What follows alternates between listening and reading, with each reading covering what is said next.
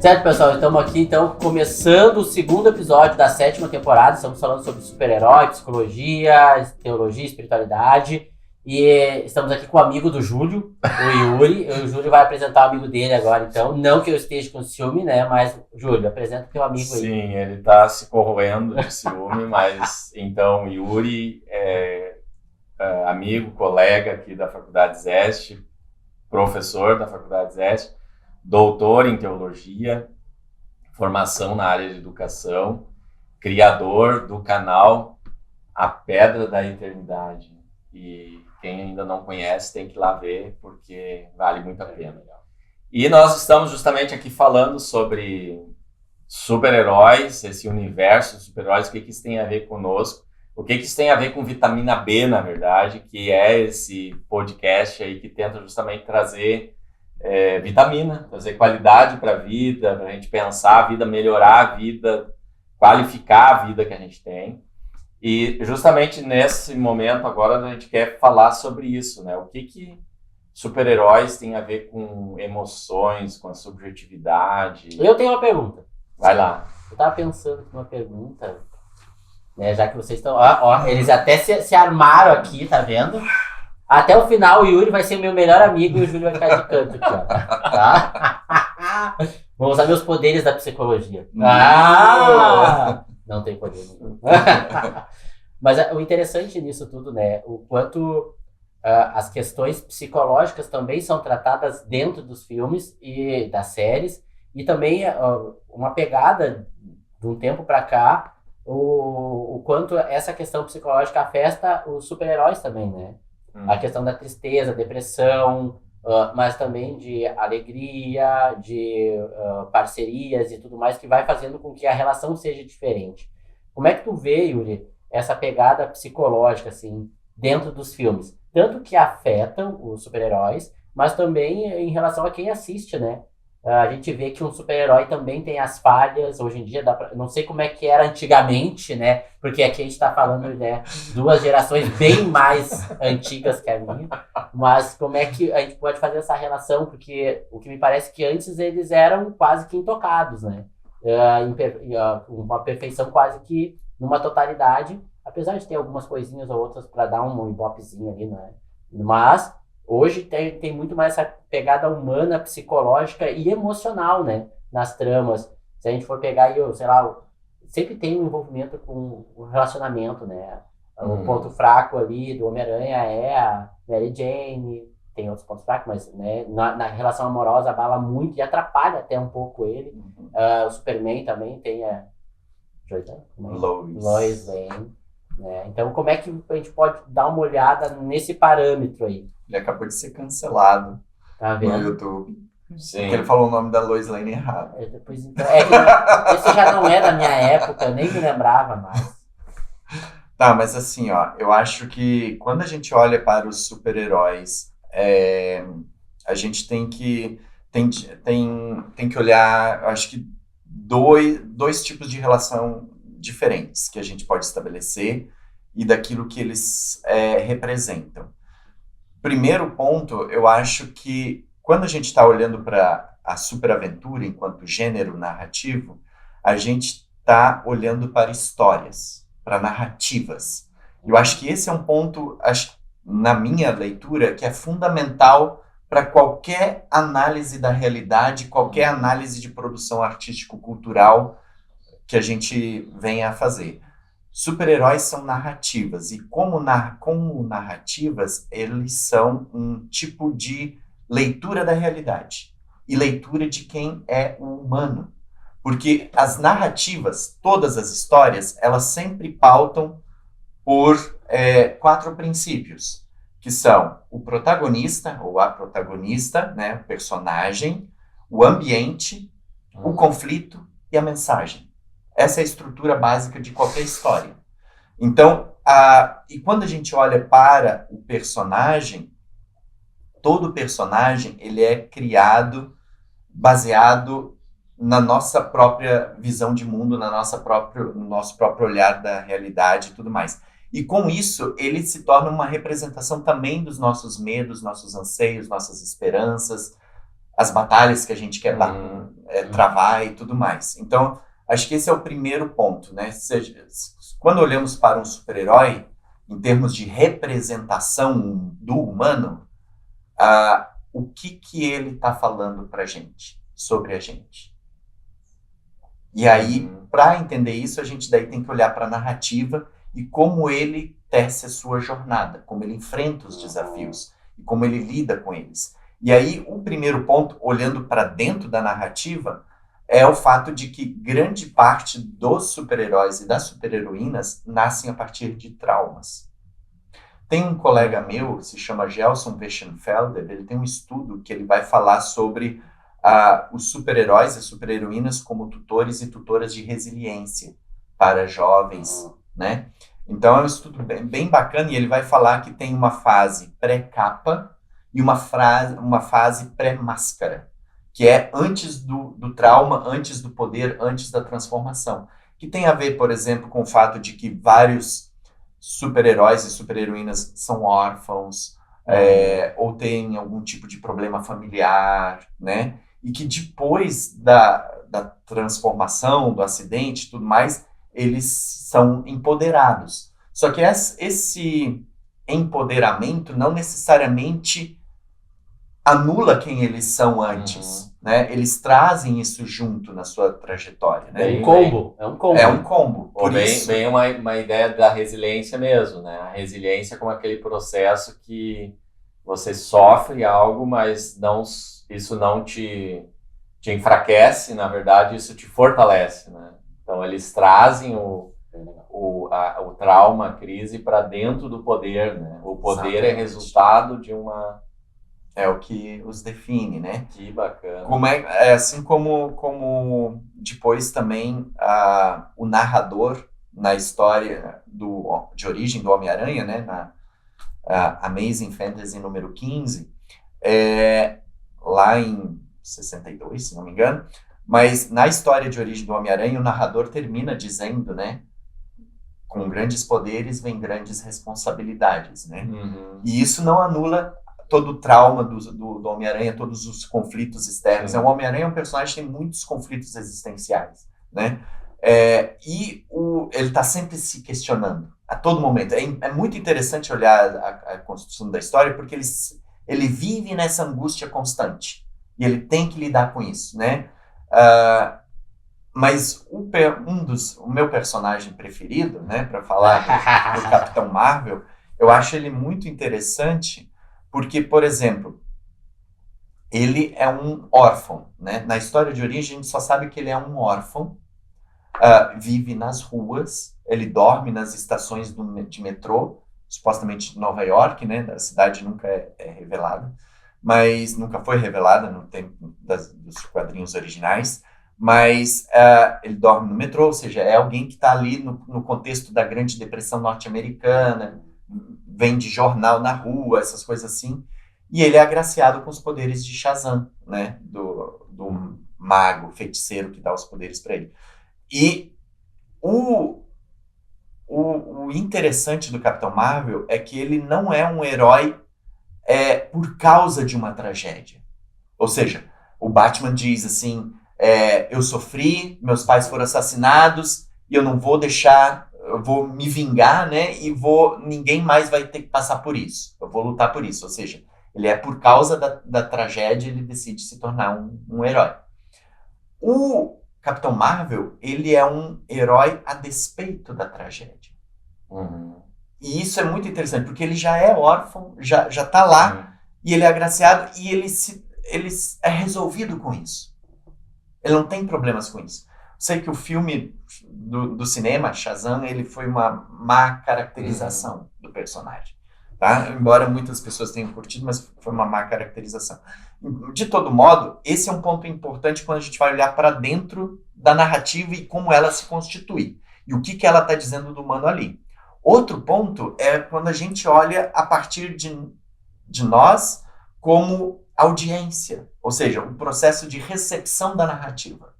E por que a narrativa fascina tanto, né? E aí, se a gente vai falar de emoções e sentimentos, eu não sei, eu acho que não desperta tantas emoções na gente enquanto audiência, mas cultiva antes o sentimento, né? Nessa diferença de emoção e sentimento.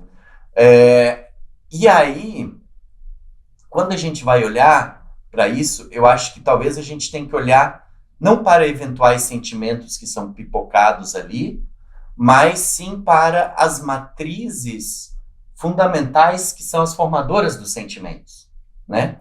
Que são, por exemplo, né, a necessidade de busca, né? A necessidade de se sentir amado, né? A necessidade de domínio, né? Que são aqui alguns daqueles 7 matrizes, né? Fundamentais. E aí, eu acho que quando a gente olha para o super-herói enquanto leitor, consumidor, como fã, enquanto audiência, eu acho que um aspecto é a busca por potência.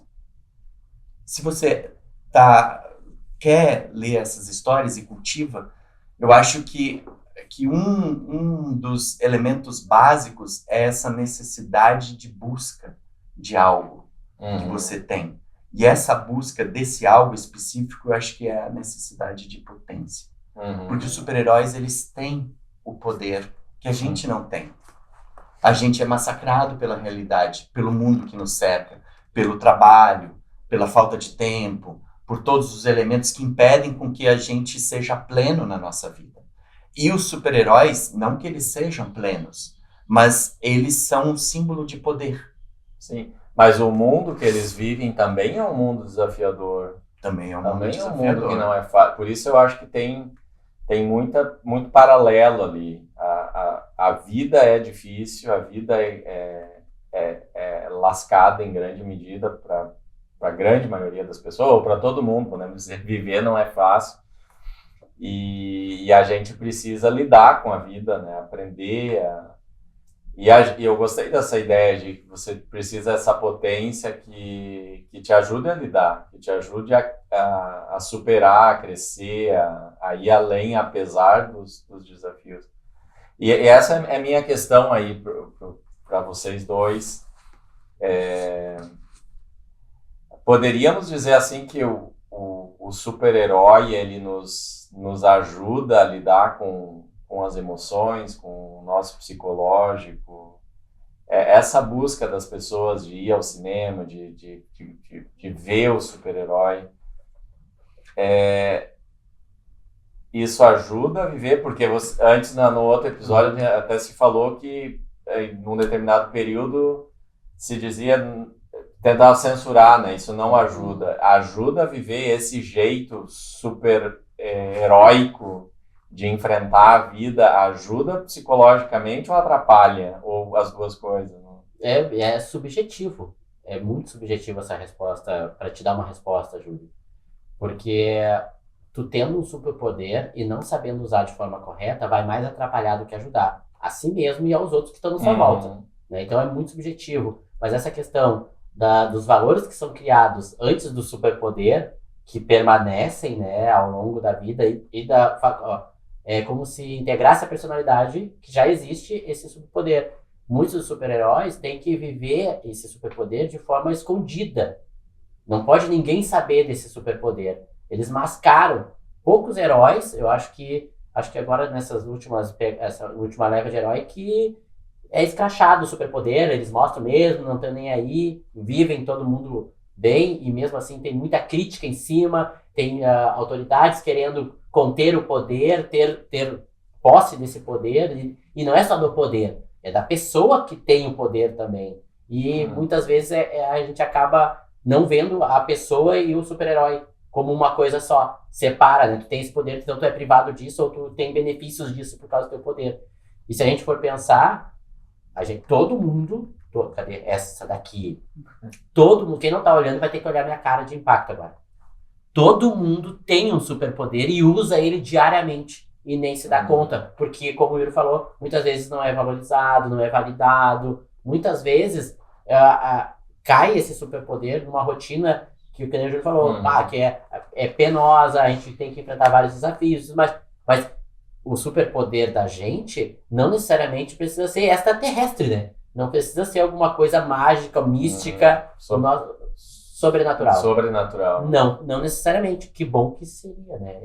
Mas eu ia querer, já tem alguns, e até depois eu vou perguntar para vocês quais seriam os superpoderes de vocês, vão pensando, né? Mas a gente já usa isso, né? Hoje em dia a gente tem o poder da fala, da empatia, né? A própria compreensão do que está rolando à sua volta é um poder que, se tu souber usar, tem grande impacto.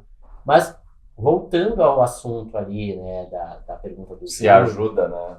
Se ajuda ou não, Ajuda a viver, né? Eu acho que sim. Como já respondi de forma indireta, eu acho que é só porque tu não se dá conta. Mas tu tem teu superpoder e tu usa ele diariamente. Eu acho que sim, se tu usar de forma adequada. Se esse superpoder, por exemplo, não vai mascarar a tua realidade. Daqui a pouco, um superpoder super alegre. Então, isso vai te impedir de ver situações em que tu tem que ter mais seriedade, ou outras emoções têm que entrar no lugar dessa. Então, as emoções, elas são um superpoder. O nosso cérebro, ele está conectado com tudo isso, e o nosso cérebro, ele é uma grande máquina de superpoderes. Tanto é que a gente vê seres humanos se superando, por exemplo, nas Olimpíadas, nas Paralimpíadas, que é fantástico, né? Porque a gente vê recordes que nem as Olimpíadas conseguem bater da Paralimpíada, e isso a gente não é tão valorizado. Mais ou menos, Júlio? Isso não, acho que tá muito bom. Eu acho que é por aí, viu? De dar o que pensar, né? E os filmes, eles, claro, eles concentram isso e fazem uma projeção muito grande. Então, claro que o poder da visão do Superman é a pessoa que observa mais, que fica mais atenta. E outros superpoderes que tem, a gente vai se identificando. Claro que no filme é potencializado e tudo mais, mas a gente se identifica com um herói porque faz sentido pra gente. Ou a história, a narrativa, ou o próprio superpoder mesmo, ou o que ele faz com o superpoder que ele tem. Então, é muito subjetivo quando a gente vai fazendo essas relações com os super-heróis. Por isso que eu gosto dos dois meus lá, que eu falei no episódio passado. Quem quiser saber meus dois, tem que ir lá olhar o episódio passado. Mas é porque ele tem muita representatividade dentro da minha vida. O que eu acho interessante é, pelo fato dos super-heróis, do gênero da superaventura ser uma narrativa, e essa narrativa ser espelho da realidade, nós vamos ver os heróis lidando com temas e conflitos corriqueiros, cotidianos. Então, eles vão ter explosões de raiva, eles vão fazer coisas erradas, eles vão se arrepender. Então, eles são, nesse sentido, um reflexo da nossa vida, né? E aí a questão é como é que eles vão lidar com isso e como eles vão resolver isso. O que eu acho interessante, assim, no conceito, o que é um super-herói? O super-herói, ele é definido por 3 elementos, que é a dupla identidade, o superpoder e a missão. Então, todo super-herói tem uma missão pró-social altruísta. Ou seja, tem uma carga moral que está envolvida dentro do super-herói. Não falo tanto de anti-heróis, né, como Demolidor, Wolverine e companhia. Mas os heróis clássicos, vamos dizer assim, eles têm essa carga de moral, né? E isso interfere, nesse sentido, eles podem se tornar um tipo de espelho sobre como é que a gente deve agir, né? O que a gente faz com tanto poder? Como é que a gente canaliza, né? É a mesma coisa que dentro da dimensão da teologia diz o que a gente faz com os dons e talentos que a gente tem. A gente guarda, a gente multiplica, o que a gente faz com eles, né? Então, acho que nesse sentido, eles podem servir de referência, né? Agora, assim, dentro de uma espécie, talvez, assim, de projeção, no sentido de inconsciente ou coisa assim, eu gosto de pensar que aquilo que faz os super-heróis serem fascinantes tem esse elemento do poder, mas tem o grau de identificação que eu posso ter com o personagem. E aí, por exemplo, no caso do Capitão Marvel, né, / Shazam, qual é o lance? Em 1940, a maioria dos leitores, como eu disse no vídeo anterior, eram meninos de 12 a 14 anos, adolescentes, né? Quem é o adolescente durante a Grande Depressão? Que função na sociedade ele tem, né? Como é que funciona isso? E o grande barato do Capitão Marvel é que quando ele falava Shazam, ele virava um adulto. Um adulto empoderado. Então imagina o grau de identificação que você faz aí. Sendo que você é o público que está lendo aquele quadrinho. Né? Ou a mesma coisa, a ideia lá do Superman, que se fantasia de uma pessoa humana normal, né? Mas ele não é humano, ele é um alienígena, né? E ele se transveste ali depois, né, com a sua verdadeira identidade. Por isso, todos têm essa dupla identidade, né? Como o recurso da narrativa diz, para que os vilões não sequestrem minha família, não ponham as pessoas que eu amo em perigo, blá, blá, blá, essa coisa assim. Mas a estratégia do personagem, em termos de identificação na estrutura da narrativa, está em você criar um grau de identificação, né? O que Blake Snyder, roteirista, vai dizer que é o momento do salvar o gato no roteiro, né? Você tem que criar um tipo de empatia de relação.